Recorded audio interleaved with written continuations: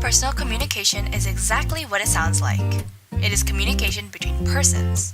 In this situation, everyone involved gets to do the listening and the talking.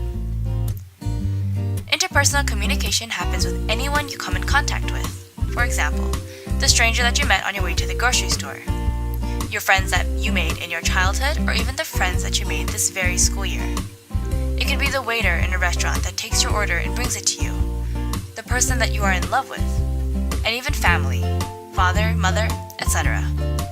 Every interpersonal relationship is unique in its own way.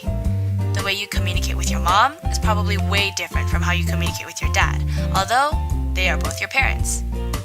Your interactions with your middle school friends are very different from your interactions with your college friends. Here's a basic concept. Interpersonal relationships must be maintained. To be maintained, interpersonal relationships need affection, inclusion, and control. Affection, which you have probably experienced with your closest friends or significant others, shows that you have fond or tender feelings for the other person. Affection is something that must be given as well as received. Interpersonal relationships also need inclusion. An interpersonal relationship cannot be maintained by yourself. Others and yourself must be included. And lastly, to maintain interpersonal relationships, you need control. This means you need to have some form of control in your relationships. Let's look at two subgroups of interpersonal relationships. The first type is a complementary relationship. Opposites attract is a good example of this. Sometimes a talkative friend complements a quiet friend. The way a girl communicates can complement the way a guy communicates. The second type of relationship is a symmetrical relationship, in which people of similar interests are attracted to each other. You may have experienced this with someone who thinks similarly to you and expresses themselves the way you express yourself. But there is also a dark side to interpersonal communication. Conflict, obsession, misunderstanding, gossip, and abuse. These are all negative forms of interpersonal communication. In interpersonal relationships, there are three significant stages. 1. Developing the relationship. 2. Maintaining the relationship. And 3. Sometimes deteriorating of that relationship.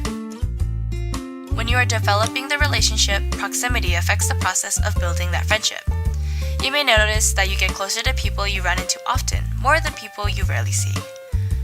Although shallow it may seem, whether you find a person attractive or dazzling also affects your growing relationship with that person. Humans are a people who appreciate beauty. It takes two to have a conversation, so the responsiveness of the person will affect how far your relationship goes. No one likes a one-sided conversation. Well, most people. And as we discussed earlier, having similarities can help a relationship grow. Complementing each other's lacking areas also helps the relationship in different ways than symmetrical relationships. Maintaining the relationship goes a bit further. The gender difference or similarity may motivate the relationship to grow stronger. Also, for the relationship to continue, both parties need to be satisfied 100%. Or maybe not 100%, but they do need to be satisfied. Dissatisfaction will likely lead to this optional last step in interpersonal relationships: deterioration. Interpersonal relationships deteriorate. This is a part of life. Often, hurtful messages like gossip can break apart these relationships. Lying and deceit will likely cause confusion, and trust can be easily broken. People will get defensive, and that also leads to deteriorating friendships.